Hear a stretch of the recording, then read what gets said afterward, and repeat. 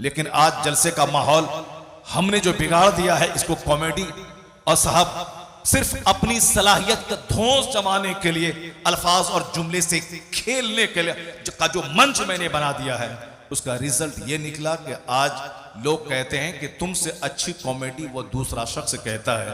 अगर कॉमेडी कहना है तो तुमको क्यों बुलाएंगे, बंबई से किसी कॉमेडियन को बुला लेंगे।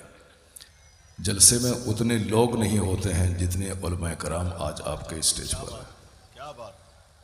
एक आलिम दीन अगर किसी गांव में कदम रख दें तो बहुत दिनों तक रहमतों की बारिश होती है, और जहां 100 उलमा कराम आ जाएं तो कितने दिनों तक रहमतों की बारिश हो। अल्लाह तबारक व तआला इस जलसे को कबूल फरमाए। बस थोड़ी देर सब्र करके, बगैर उकताहट और बगैर इस्तराब और बेचैनी के, बस गुफ्तगू इस फकीर की समाअत करें ताकि जलसे का मकसद पूरा हो जाए। नात खानी में भी एक पैगाम होता है, लोगों को आका अलैहिस्सलाम से करीब करने का एक ज़ूद असर नुस्खा है कि नात पाक के ज़रिए लोगों के इश्क की खेती को हरी भरी किया जाए। अगरचे नात इखलास के साथ पढ़ें तो नात पाक पढ़ने के बाद आंखें भीग जाती हैं, दिल इश्क रसूल से लबरेज हो जाता है। मैंने एक हाजी साहब को बिल्कुल जवानी में अपने बाल बच्चों समेत हज के लिए जाते हुए देखा और ये कहते हुए सुना कि जब से मैंने नात पाक सुननी शुरू की थी, मुझको मदीने पाक की हाजिरी का एक जुनून चढ़ गया। लोग उम्रा के लिए रमज़ान में लाखों की तादाद में नहीं बल्कि करोड़ के करीब या करोड़ से शायद जाते हैं। उनमें अक्सर उशाक हिंदुस्तान, पाकिस्तान, बांग्लादेश, जो पुराना कदीम हिंदुस्तान है, उस हिंदुस्तान के लोग वहाँ जाते हैं। नौजवानों की बढ़ती हुई तादाद सिर्फ नाते पाक और दीनी जलसों से करीब होने की वजह से उन्हें मदीने पाक की हाजिरी का शौक पैदा हो रहा है। मेरा गांव बहुत बड़ा गांव नहीं है, 2-3 हज़ार की आबादी, लेकिन हर साल हाजियों का काफिला जाता है मदीना। और गरीब गरीब लोग जिसके पास बहुत आलीशान बंगला नहीं है, एक 100 एकड़ ज़मीन नहीं है, लेकिन जब मैं अपने वालिदैन के साथ हरमैन तैयबैन की हाजिरी के लिए गया, फिर दूसरी दफ़ा अपनी बीवी और अपने भाई के साथ गया, इस तरह से गांव के मालदारों और गरीबों के दिलों में एक शौक पैदा हुआ कि मुझे भी मदीना जाना है। अब साहब एक गांव में एक हाजी नहीं मिलते हैं, मगर दर्जनों हाजी मेरे गांव में, गरीब किस्म के लोग। तो एक शौक पैदा होता है किसी को देखकर। तो ये जलसे जुलूस एक रस्मी तौर पर एक इंजॉय करने का जरिया नहीं है, बल्कि नौजवान नस्ल के दिलों में रसूल पाक की मोहब्बत पैदा करने का एक ज़बरदस्त प्लेटफॉर्म है। इस जलसे के बहाने उलमा कराम के चेहरों का दीदार नसीब हो जाता है। इस जलसे के बहाने बहुत सारे डाउट्स और बहुत सारे कन्फ्यूज़न दूर होते हैं। मैंने दुबई के अपने एक अकीदतमंद को कहते हुए सुना कि जब दुनिया की मोहब्बत छा जाती है दिमाग पे कि मुझको भी बंगला चाहिए, मुझको भी गाड़ी चाहिए, मुझको भी दूसरे के मुकाबले में ज़्यादा दौलत चाहिए, नमाज और सजदे में लज्जतें थोड़ी सी कम हो जाती हैं, तो मैं आपकी एक तकरीर मैंने सेव करके रखा है, मैं उसको सुन लेता हूँ, वो तमाम दुनियावी मोहब्बत का खुमार उतर जाता है। दुबई जैसे मुल्क में रहने वाला अकीदतमंद, इस तरीके से जो लोग सजदे की लज्जतें नहीं महसूस करते थे, आज नमाज पंजगाना के पाबंद हो गए इसी जलसे की बरकत से, इसी खिताब की बरकत से। इस जलसे को हल्के में मत लें आप। यह एक प्लेटफॉर्म है जहां से दीन सिखाया जाता है। यह एक प्लेटफॉर्म है जहाँ से इस्लाम के उसूल और ज़ाब्ते की अहमियत बताई जाती है। यह प्लेटफॉर्म है जहाँ से आपको बताया जाता है कि इस्लाम कभी न ख़तरे में था, न आज है और इंशाअल्लाह न क़यामत तक रहेगा। आज मुसलमान मायूसियत के शिकार है, डिप्रेशन के शिकार है, एक एंग्जाइटी है उसके चेहरे पर। हमारा मुस्तकबिल कैसा होगा, हमारा फ्यूचर कैसा होगा। इस जलसे के माध्यम से आपको बताया जाता है कि आप फिक्रमंद नहीं हो मुस्तकबिल के बारे में। आप कुरान शरीफ की आयतों को गौर से पढ़ें और गौर से सुने कि अल्लाह रब्बुल इज़्ज़त क्या कहता है। अल्लाह कहता है युरीदून लियुत्फ़िउ नूरल्लाहि बिअफ़वाहिहिम वल्लाहु मुतिम्मु नूरी। अल्लाह जो सारी कायनात का खालिक है, जो बंदों के गुरूर को तोड़ने के लिए एक छोटा सा कीड़ा कोरोना का भेजता है और दुनिया के करोड़ों लोगों के गुरूर को चकनाचूर कर देता है। खाता पीता शहर वीराने में तब्दील हो जाता है। शहर की सारी चहल पहल मांद पड़ जाती है। आपको तजर्बा होगा कि अभी आज से 5 साल पहले न जाने कहां कहां किस किस तरह से इस्लाम मुखालिफ प्लान बन रहे थे। चाइना अलग इस्लामी तहरीक के खिलाफ प्लान बना रहा था। अमेरिका के लोग किस किस तरह से इस्लाम दुश्मनी का मुजाहरा कर रहे थे। हिंदुस्तान में न जाने हिजाब और सरों की टोपियों से कुछ शरपसंद अनासिर को क्या दुश्मनी थी। एक अजीब सा माहौल दुनिया में हो गया था। अल्लाह तबारक व तआला आसमान से 10,000 फरिश्तों को नहीं जमीन पे उतारा। अल्लाह तबारक व तआला जलजला भेजकर लोगों को जमीन में नहीं धंसाया, बल्कि एक छोटा सा कीड़ा भेज दिया। वह छोटा सा कीड़ा बड़े बड़े फिरौनों के गुरूर को तोड़ दिया, शहरों की रौनक को छीन लिया, एयरपोर्ट पे ताले लग गए, शहर उजड़ गया। साइंसदान जो जमीन पे चलने वाले को आसमान पे उड़ाने का आला हवाई जहाज की इजाद की, उनके दिमाग में यह बात नहीं आ रही थी कि इस छोटे से कीड़े से होने वाले मर्ज का इलाज क्या किया जाए, और आज तक उसका इलाज दरियाफ्त नहीं कर पाए। यानी पढ़े लिखे दानिश्वर गूंगे और बहरे हो गए।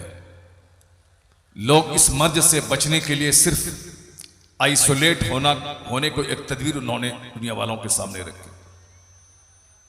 क्या मतलब? अल्लाह ने बंदों के गुरूर को तोड़ के बता दिया कि ए मेरे बंदे, तुम्हारे चाहने से सब कुछ नहीं होता है, वही होता है जो मंजूरी खुदा होता है। अल्लाह ने गुरूर तोड़ दिया, जबानें उसकी बंद हो गई। इसलिए वही खुदा जो वक्फे वक्फे से अजाब नाजिल करके लोगों को बताता है कि तुम मेरे पैदा किए हुए हो, तुम खुद से नहीं पैदा हुए हो और तुम्हारी पैदाइश बड़ी कमजोर है। अल्लाह ने तुम्हारी पैदाइश बड़ी कमजोर रखी है। लोग सोचते नहीं, गौर नहीं करते हैं। इसलिए थोड़ी सी दौलत मिली मगरूर हो गए, थोड़ी सी शोहरत मिली मगरूर हो गए, छोटा सा घर बनाया अपने आप को फिरौन समझने लगे। एक गर्मी है लोगों के दिमाग में।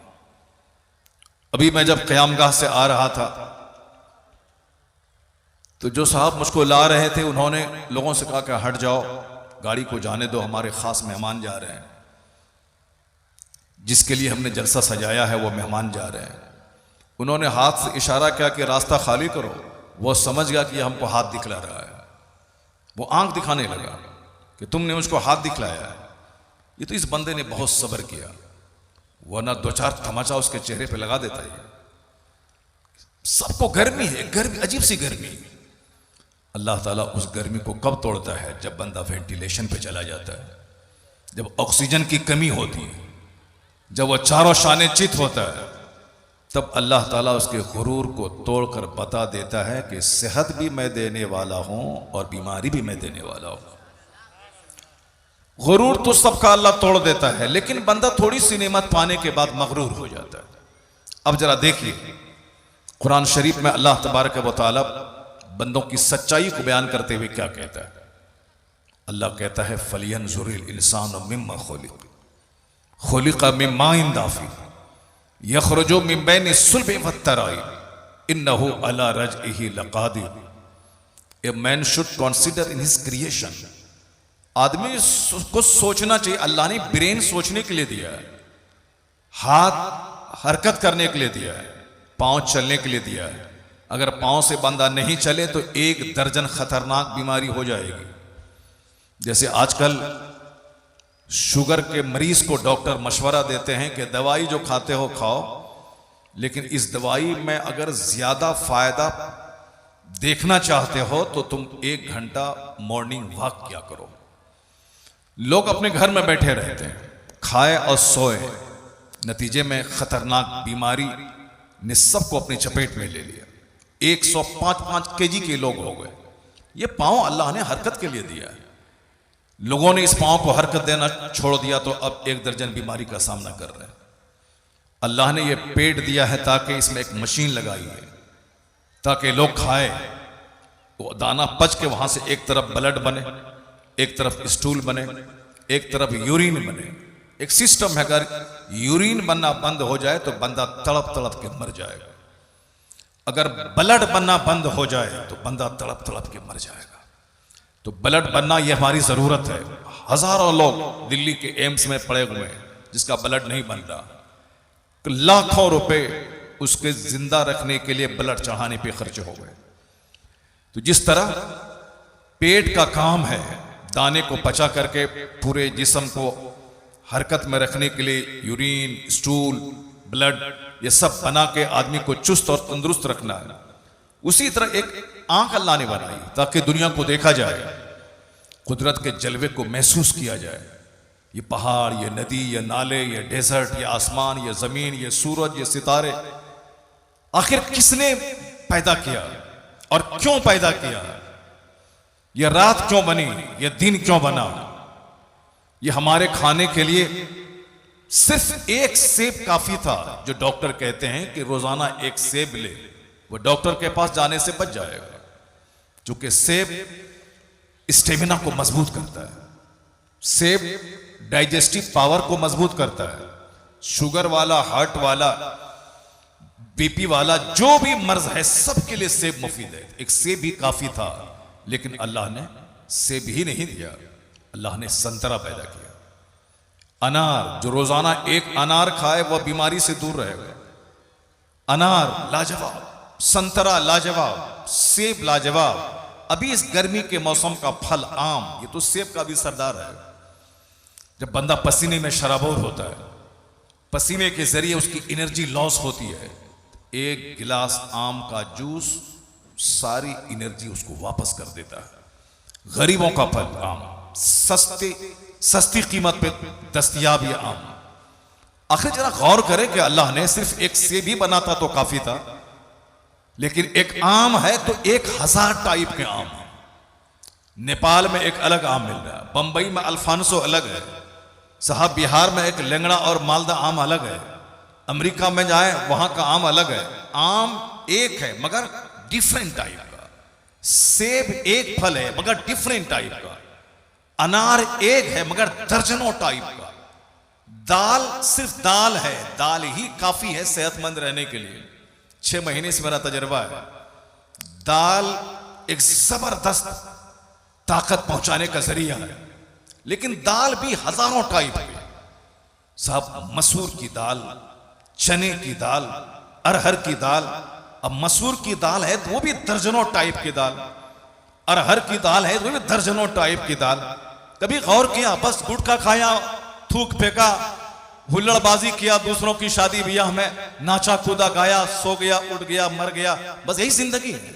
जरा गौर करें कि साहब एक दाल की किस्में सैकड़ों हैं। गौर करें कि साहब सेब, शिमला वाला सेब, कश्मीर वाला सेब, इंडोनेशिया वाला सेब, चाइनीज सेब, साहब इंडियन सेब, आप खाएं सेब, हजारों प्रकार। आलू उसके भी डिफरेंट आए। तो एक आलू ही काफी था, मगर सीजनल सब्जी अलग, और साहब साल भर खाने वाली सब्जी अलग, फ्रूट सीजनल अलग, ड्राई फ्रूट अलग। तन्हाई में बैठ के गौर कीजिए कि इलाही तूने ये पिस्ता, ये अंगूर, ये सेब, ये केला, ये जामुन, ये अमरूद, ये पपीता, जो एक लाजवाब फल है, जिसका मैदा कमजोर हो, डाइजेस्टिव सिस्टम कमजोर हो, पपीता रोजाना खाए। शुगर का मरीज रोजाना अमरूद का इस्तेमाल करे। साहब अमरूद लाजवाब, ये आखिर किसके लिए बने? अल्लाह ताला खाने से पाक है, अल्लाह के फरिश्ते खाने से पाक है। तो फिर ये सारी चीजें, तरह तरह की चीजें, गेहूं है कई प्रकार का गेहूं, चावल है कई प्रकार का चावल, ये बासमती चावल, ये सब कनक जीरा चावल, ये सब मिनी केंट चावल, आखिर ये क्या चीज है? ये मैं दावत फिक्र आपको दे रहा हूं, जरा गौर करें। अल्लाह ने ब्रेन दिया है सोचने के लिए। अगर इस ब्रेन का इस्तेमाल आपने नहीं किया तो आप पागल हो जाएंगे। अगर पांव का इस्तेमाल नहीं किया तो आप जमीन के लिए बोझ बन जाएंगे। अगर आपने दांत का इस्तेमाल नहीं किया तो आपकी छोटी आंत बड़ी आंत कमजोर हो जाएगी आपकी। अगर आपने आंख का इस्तेमाल नहीं किया तो आप नाबीना हो जाएंगे। अगर आपने कान का यूज नहीं किया तो आप बहरे हो जाएंगे। उसी तरह ब्रेन का इस्तेमाल अगर आपने नहीं किया तो पागल हो जाएंगे। और आखिर जमाने में लोग ब्रेन का इस्तेमाल नहीं करेंगे, सिर्फ लोगों की नकल करेंगे। वो दौड़ रहा है तो हम भी दौड़ रहे हैं, वो जोकर की तरह बाल रख रहा है तो हम भी रख रहे हैं, वो साहब जोकर की तरह फटा हुआ पैंट पहन रहा है तो हमको भी पहनना है। क्यों पहन रहे हो, क्या वजह है, कोई मतलब नहीं, वो पहना है। साहब ये जोकर की तरह बाल क्यों रखे हो? तो क्या तुम्हारे आला हजरत ने रखा? क्या गौसे आजम ने रखा? क्या तेरी मस्जिद के इमाम ने रखा? क्या तुम्हारे पीर, तुम्हारे शेख ने रखा? नहीं। फिर आखिर क्यों रख रहे हो? हाँ, वो स्क्रीन पे बंबई का एक नाचने वाला रखा है इसलिए रख रहे हैं। यानी सिर्फ नकल करना है, अक्ल का इस्तेमाल नहीं करना। सुनिए आपके पैगंबर ने क्या कहा। आका फरमाते हैं, आखिर जमाने में तुनज़ो उक़ूलो अक्सरे सालिक का ज़मान, एक वक्त ऐसा आएगा कि अक्सर लोगों की अक्लें छीन ली जाएंगी, लोग दीवाना और पागल हो जाएंगे। आखिर एक बंदा सामने करोड़ों रुपए उन्होंने कमाया, आखिर में हसरत के साथ तड़प तड़प कर सारी दौलत, सारे बंगले को देखकर मायूसियत की मौत मर के दुनिया से चला गया। क्या मतलब? बस वो मरा है, मैं नहीं मरूंगा। वो मरते मरते कुछ कह के जा रहा है। ब्रेन का इस्तेमाल कीजिए कि अल्लाह रब्बुल इज्जत ने ये सारी चीजें क्यों पैदा की, ये सारी नेमतें किसके लिए पैदा की हैं? ये तमाम चीजें जो जमीन पर फैली हुई हैं, अनाज की शक्ल में और फल फ्रूट्स की शक्ल में, आखिर ये सारी चीजें हजरत जनाबे इंसान के लिए ही तो हैं, हमारे लिए, कि ताकि मैं खाऊं और जिंदा रहूं, ताकि मैं संतरा खाऊं और मैं चुस्त और तंदुरुस्त रहूं, अनार खाऊं मैं बीमारी से दूर रहूं। ये सारी चीजें हमारे लिए हैं। अल्लाह का फरिश्ता खाने से पाक है, वो खाना वो नहीं खाता था। अल्लाह रब्बुल इज्जत खाने से पाक है। जब आप तन्हाई में बैठकर गौर करेंगे कि सारी नेमतें, वइन तउद्दू निअमतल्लाहि ला तुहसूहा, तुम अगर गिनना चाहोगे तो अल्लाह की नेमतों को शुमार नहीं कर पाओगे। इतनी नेमतें अल्लाह की हैं। पॉजिटिवली ये जो सस्ते में केला आप देख रहे हैं, एक केला रोजाना आपका कैल्शियम का भंडार है। 1 लाख रुपए की दवाई एक तरफ, ये सिंपल सा सादा सा फल एक तरफ। आप देखें इसको, आपके खेत में जो खीरा होता है, ये खीरा क्या है? हीरे से ज्यादा कीमती है खीरा। जिसको पेशाब का मर्ज हो, जिसको साहब कब्ज का मर्ज हो, जिसको मैदे की कमजोरी हो, रोजाना पेट भर के खीरा सुबह खाए सबसे पहले, फिर उसके फायदे महसूस करे। यानी वो सस्ता सस्ता फल, सस्ती सब्जियां सब हमारे लिए हैं। आखिर सवाल करें कि मैं किस काम के लिए पैदा हुआ हूं? जब ये खीरा ककड़ी मेरे लिए, सेब अनार मेरे लिए, ये अमरूद संतरा मेरे लिए, मैं किस काम के लिए? ये कपास मेरे लिए ताकि मैं बेहतरीन खूबसूरत कपड़ा पहनूं, ये रेशम मेरे लिए ताकि हम अपनी मां बहन बेटियों के लिए जबरदस्त रेशमी कपड़ा उसे दूं। मर्द के लिए रेशम का कपड़ा पहनना हराम है दुनिया में। क्यों? जो साहिब ईमान है, अच्छा काम करके दुनिया से गए, जन्नत में रेशमी लिबास पहनाया जाएगा। इसलिए दुनिया में जो 60-70 साल की जिंदगी है, रेशम मत पहनो, चूंकि रेशम जन्नत का लिबास, जन्नती लिबास है। सोने का कंगन मर्द नहीं पहने, चूंकि सोने का कंगन जन्नत में पहनाया जाएगा। सोने की अंगूठी यहां ना पहने दुनिया में, 70-80 साल 1 सेकंड के बराबर है।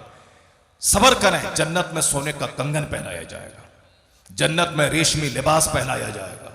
मैं एक दावत फिक्र दे रहा हूं, जरा गौर से सुनिएगा, वरना हवाई फायरिंग करना, हंसा देना, लोटपोट कर देना, उठा के पटक के नारा लगा देना, ये सब तो आप 50 साल से सुन ही रहे हैं। मगर आप गौर करें कि ये जलसा होता क्यों। पहले एक जलसा होता था, अल्लामा अरशद क़ादी अलैहि रहमा आते थे, साल भर चर्चा होता था कि अल्लामा अरशद साहब ने ये कहा था, मुश्ताक अहमद निज़ामी साहब अलैहि रहमा ने ये कहा था, मुहद्दिस आज़म हिंद ने ये कहा था। तकरीर होती थी, एक दिन 365 दिन उसका चर्चा होता था। लेकिन आज जलसे का माहौल हमने जो बिगाड़ दिया है, इसको कॉमेडी और साहब सिर्फ अपनी सलाहियत का धौंस जमाने के लिए, अल्फाज और जुमले से खेलने के लिए जो मंच मैंने बना दिया है, उसका रिजल्ट ये निकला कि आज लोग कहते हैं कि तुमसे अच्छी कॉमेडी वो दूसरा शख्स कहता है। अगर कॉमेडी कहना है तो तुमको क्यों बुलाएंगे, बंबई से किसी कॉमेडियन को बुला लेंगे। इसका मतलब ये निकला, ये कॉमेडी की महफिल नहीं है, ये महफिल है जिसमें आंख से सूखी आंख से आंसू के कतरे निकल जाए। ये महफिल है जहां से आदमी का मुर्दा ज़मीर जिंदा हो जाए। ये महफिल है जहां दुनिया की मोहब्बत का नशा उतार के जन्नत की मोहब्बत का नशा चढ़ा दिया जाए। ये मोहब्बत रसूल पैदा करने की महफिल है, खौफ खुदा और खशियत इलाही दिल में डालने की महफिल है। ये कुरान और हदीस सुनाने की महफिल है। अल्लाह की बात सबसे मजबूत बात, उससे बेहतर बात किसकी हो सकती है। अल्लाह के बाद सबसे मजबूत बात मुस्तफ़ा जाने रहमत की, उससे ज्यादा मजबूत बात किसकी हो सकती है। लेकिन जब से मैंने कुरान हदीस सुनना छोड़ दिया, यह जलसा हंसने और खेलने का एक स्रोत, एक जरिया हो गया। और फिर हमारे नौजवान बच्चे आते हैं, आए बस उनके ज़ौक़ का सामान होना चाहिए, उनके ज़ौक़ के खिलाफ कुछ हुआ वो फौरन उठाएंगे और भाग जाएंगे।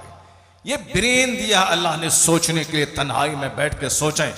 यह सूरज की रोशनी मेरे लिए है ताकि मैं इस रोशनी में काम करूं। आंख रहे, सूरज की रोशनी ना रहे तो नहीं देख पाएंगे। सूरज की रोशनी रहे, आंख ना रहे तो भी देख नहीं पाएंगे। इसका मतलब देखने के लिए दुनिया को सूरज की रोशनी भी चाहिए और आंख की बीनाई भी चाहिए। 50% ये बीनाई, 50% सूरज, तब दुनिया को देख पाएंगे आप।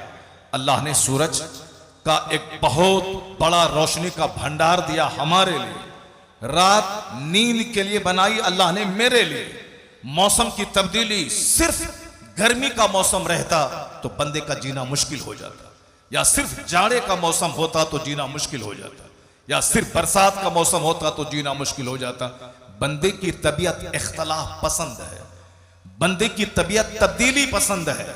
यानी इसको खाना भी बदल बदल कर चाहिए, इसको मौसम भी बदल बदल कर चाहिए, इसको कपड़ा भी बदल बदल कर चाहिए। तो अल्लाह ने हमारा ख्याल करते हुए मेरे बंदे आराम से रहें, इसलिए मौसम को बदल बदल के दिया।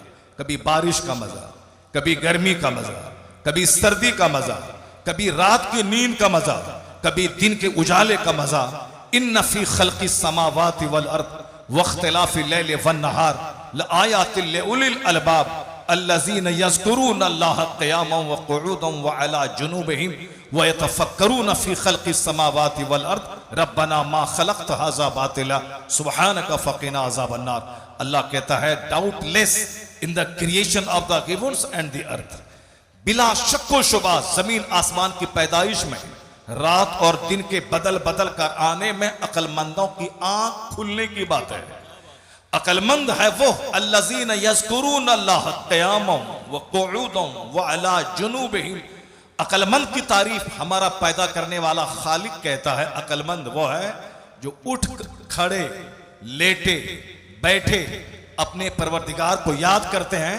व यतफ़क्करून फ़ी ख़ल्क़ि समावाति वल अर्द and they reflect in the creation of the heavens and the earth. वो जमीन आसमान की पैदाइश में गौर व फिक्र करते हैं कि जमीन और आसमान ये आसमान का शामियाना क्यों बना, यह जमीन पानी के ऊपर में कैसे खड़ी है, जमीन के नीचे है पानी समंदर, समंदर के ऊपर में यह जमीन, इस जमीन को करार देने के लिए पहाड़ का पिलर, वह कौन है जो इतना जबरदस्त इंतजाम किया है। दिल्ली में बैठकर फिल्म में चंद गाने लिखकर 2 पैसे कमाने वाला वो खुदा के वजूद का इनकार कर रहा है। मैं आपसे कहता हूं, बंदा थोड़ा सा ब्रेन लगाए, वह कौन है जिसने पहाड़ का पिलर देके जमीन को हिलने से बचाया है, वह कौन है जो आसमान को बगैर खंबे के मेरे सर पे खड़ा किया है, वह कौन है जो हमारे पीने के लिए समंदर के खारा पानी को आसमान पे ले जाके मीठा बना के गिराता है, वह कौन है जो मेरी आंखों की ठंडक पानी के एक कतरे से मेरी औलाद की शक्ल में मेरी आंखों को ठंडक पहुंचाता है, वह कौन है जिसने मौसम को बदल बदल कर मेरे जीने का सामान किया है। अगर वह बंदा गौर करेगा, ये ना बोलेगा कि खुदा है या नहीं है, वह बोलेगा जर्रा जर्रा बता रहा है कि दुनिया का खालिक अल्लाह है, मालिक अल्लाह। सुभान अल्लाह, नारे तकबीर, जोर से बोले नारे रिसालत। सुभान अल्लाह, सुभान अल्लाह, सुभान। मैं कहना चाहता हूं, ब्रेन अल्लाह ने दिया है सोचने के लिए, इस दिमाग का इस्तेमाल करें, इस दिमाग से काम लें। जिस वक्त आप सोचेंगे ये सारी नेमतें हमारे लिए हैं, मैं किस काम के लिए पैदा हुआ हूं, एक आवाज अंदर से आएगी, नेमतें सारी तुम्हारे लिए, तुम्हारी पेशानी का सजदा नेमत देने वाले खुदा के लिए। तो मस्जिदें वीरान नहीं होंगे, जलसा नहीं उजड़ेगा, खानकाहें नहीं उजड़ेंगी, आपस में लोग इख्तलाफ नहीं करेंगे, सब सजदा करेंगे, सब खुदाए वाहिद की इबादत करेंगे। और जब इबादत करेंगे तो छोटी छोटी बातों की तरफ ध्यान ही नहीं जाएगा। जो नमाज नहीं पढ़ेंगे वही बोलेंगे कि मेरे पीर का चेहरा खूबसूरत है और तुम्हारे पीर का चेहरा काला है, इसलिए मेरा पीर तेरे पीर से बेहतर है। वरना जो खालिक की मार्फत का नूर हासिल कर लेगा वो तो बंदों के चेहरे में खुदा की कुदरत के जलवे को महसूस करेगा, इसको नफरत का इशू नहीं बनाएगा। वो तो जिस चीज पे नजर डालेगा वहां से खुदा का खौफ उसके दिल में पैदा हो जाएगा। जो असली मैटर पे ध्यान नहीं देगा कि मैं खुदा की इबादत के लिए पैदा हुआ हूं, वही छोटी छोटी बातों में उलझ करके अपनी सारी एनर्जी को लॉस करता नजर आएगा। आज दुनिया में इख्तलाफ की दीवार है, हर गांव में इख्तलाफ, हर मोहल्ले में इख्तलाफ, सिर्फ इसीलिए कि लोग ब्रेन का इस्तेमाल नहीं करते, अक्ल का इस्तेमाल ही नहीं कर रहे।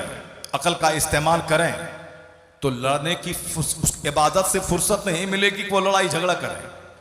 फराइज़ व वाजिबात से जो कतराएगा वो चादर, गागर, संदल, गुस्ले कबर और गुस्ल को कबर को धो के पानी पीने के इख्तलाफ में लड़ता रहेगा, पड़ा हुआ रहेगा। जो नमाज नहीं पढ़ेगा वही चादर और गागर लेके आपस में लड़ाइयां करेगा कि मेरा जुलूस पहले जाएगा, तुम्हारा जुलूस बाद में जाएगा।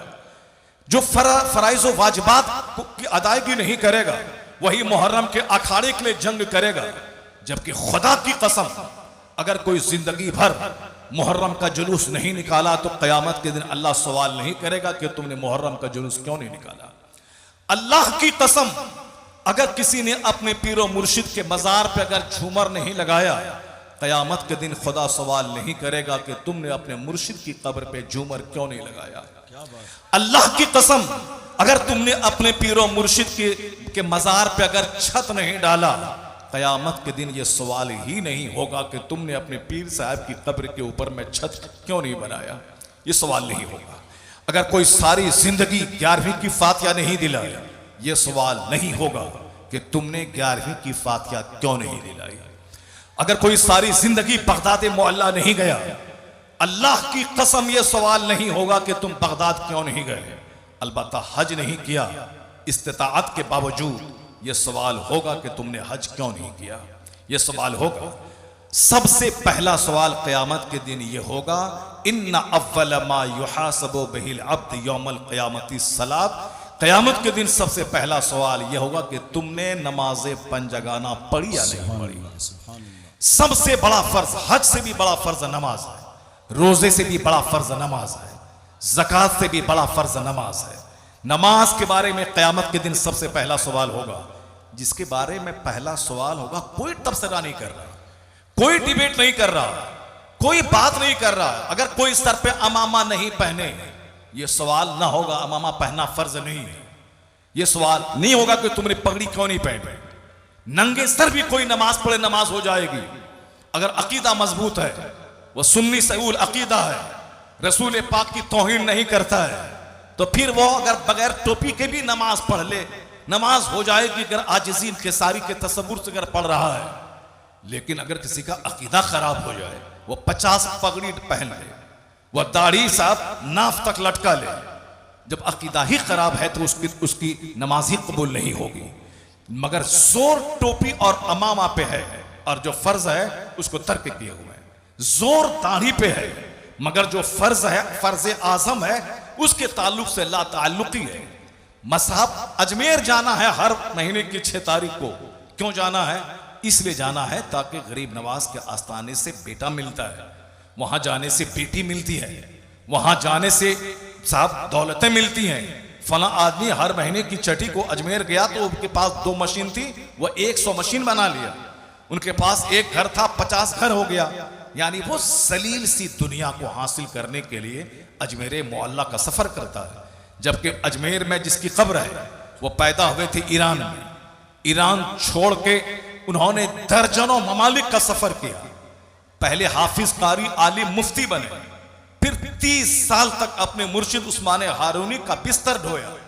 उसके बाद हरमैन तैयबैन का सफर करके आका अलैहिस्सलाम का इशारा पाकर हिंदुस्तान का सिलेक्शन किया, हिंदुस्तान की जमीन को अपना मस्कन और मुस्तकर बनाया। और फिर यहां उन्होंने जमीन नहीं खरीदी, मकान नहीं बनाया, अपनी तमाम ख्वाहिशात को पांव के नीचे दफन कर दिया। अच्छा खाना, अच्छा पहनना, अच्छा घर बनाना, सारी ख्वाहिशात को पांव के नीचे दफन कर दिया और एक पेड़ के नीचे रहकर वो खिदमत की इस्लाम की कि जाते जाते 90 लाख मुशरिकों को साहिब ईमान बना दिया।